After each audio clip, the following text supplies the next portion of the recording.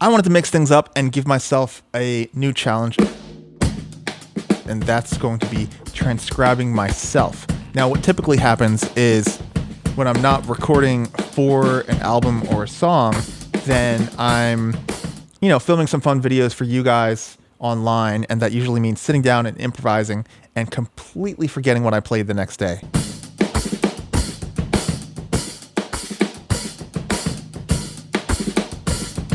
What I try to do sometimes, and this goes back to my behind the scenes of the drum solo video, which might not be out yet, but if it is, there's going to be a little thing you can click right here. What I am trying to do more of is study my own videos to refine what I play by being discerning and saying, oh, I don't like what I did there, but I'd like this thing.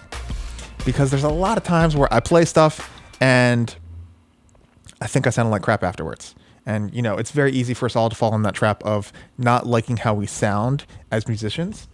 Usually the key is giving yourself space and not judging yourself for how you played in that moment. This groove challenge is one of those instances where I was fooling around playing a groove that for a moment felt kind of cool, but then I wasn't sure how it was afterwards until I watched a clip back maybe a day or two later and said, oh, you know what? I like that. I'm going to share it. And then one day I'm going to remember how to play it.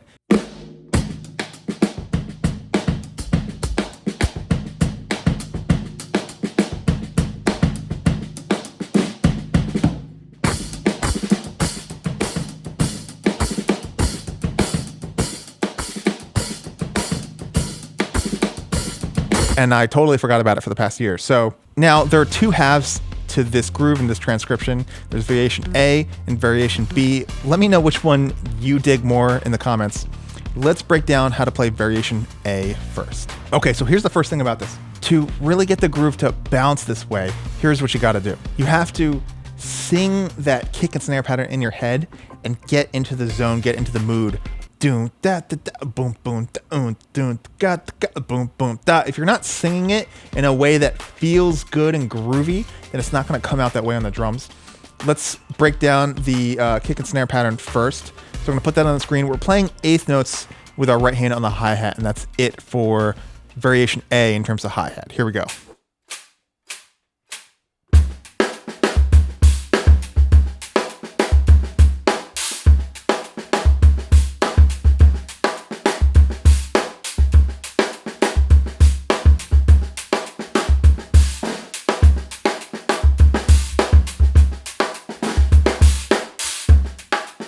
One thing to keep in mind is the dynamics and shape of the dynamics in terms of the length of the measure for your left hand playing the snare hits. Now we have the ghost notes. You want them to be as quiet as possible. We have the rim shots. I'm not playing enormous rim shots. They're just a moderate volume. But we have one note prior to the second rim shot. It's very important you get that to be, let's just call it a medium velocity, louder than the ghost notes, but not as loud as the rim shots. It's also not a rim shot itself. That's part of the shape of getting that doom da da da right there.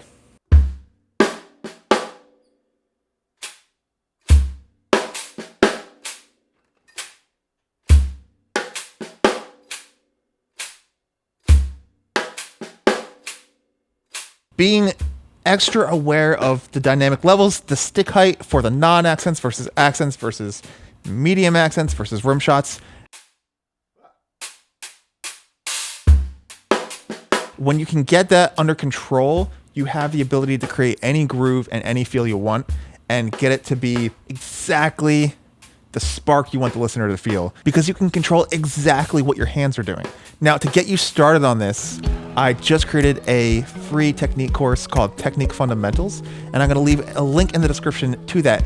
If you've heard me talk about this course a couple times now and you haven't checked it out yet, then this is the universe telling you that you need to check out this course. I made it just for you as a thank you for supporting me for all these years.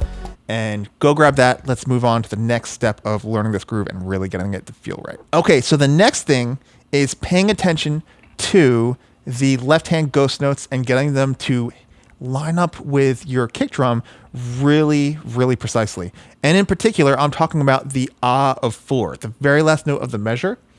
Sometimes you might want to play a ghost note on the snare drum. And that would sound like this.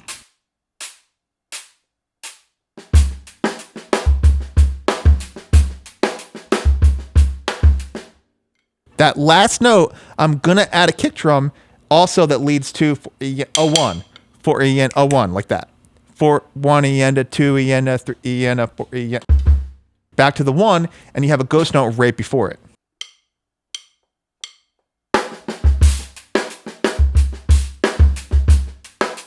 One thing that I did in the original clip that I really like and I want to share with you now is I moved that last left hand on the ah of 4 to the hi-hat in a measure or two to add some variation. The sticking is exactly the same. It's just with the hi-hat, it's even more pronounced. You got to make sure that's clean with your foot, and it becomes a nice little extra spice to sprinkle in there. So that sounds like this.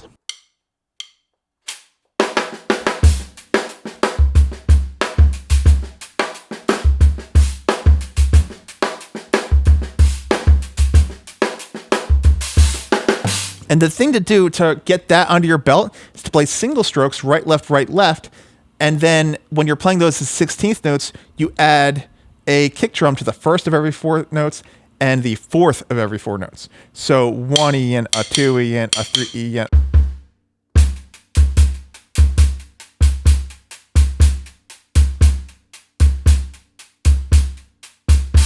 That way you're getting used to cleaning up the core coordination of left, right with kick, kick on a 1. Basically, that's the idea. Breaking this down to its core coordination fundamentals in terms of what you want to line up when and then how clean you can make that. So that's the first half of the groove, variation A. So far, so good. But here's where things get extra challenging and a lot of fun. And that's variation B. Let's roll that part of the original tape again.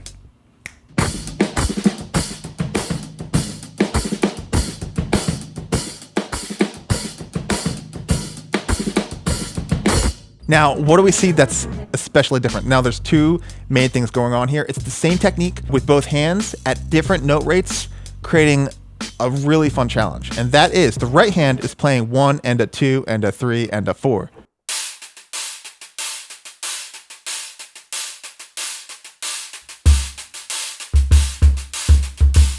The left hand is using the same technique. Now, what that technique is what I call a hybrid technique of open-close technique with a molar whip technique that's minimized into mostly my forearm and wrist.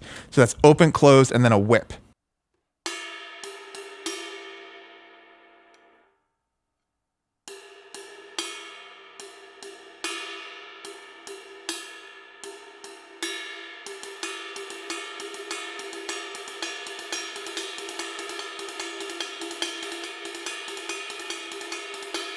So I use that all the time on mostly hi-hat and ride, things like that, to get that sort of ostinato with my cymbals. We're using the same technique with the left hand, open, closed, whip.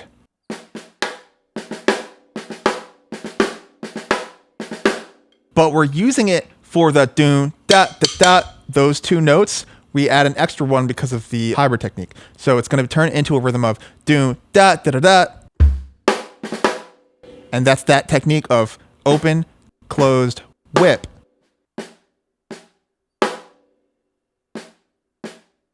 That allows me to pull off that speed in that faster subdivision. So the left hand's doing the same technique as the right, but in between at a faster note rate. I'm just going to play 8th notes on the ride cymbal, kick on the 1, and play that technique with the left hand to show you where it's placed.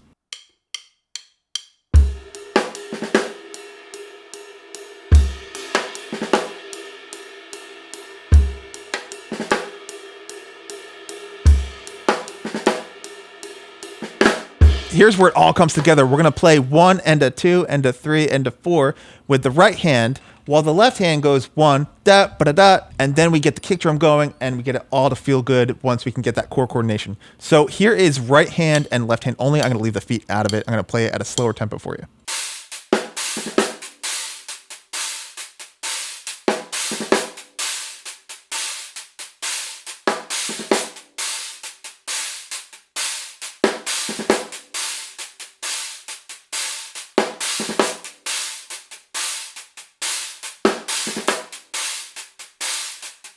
Now let's add the feet. Let's add the rim shot on the 4. Let's bring this whole groove together, and it sounds like this.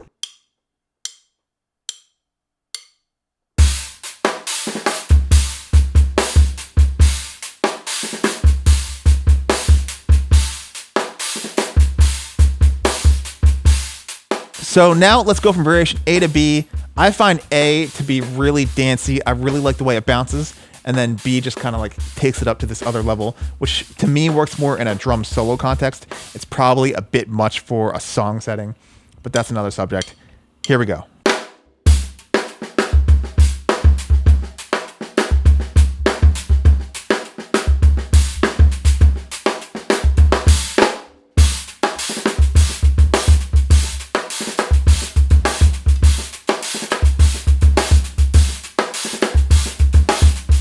Now, to really challenge you and to really push your left hand or weaker hand to new heights, I have another lesson for you, and I want you to click on this video where we're going to get into even more crazy left hand shenanigans. You don't want to miss it. I'll see you over there.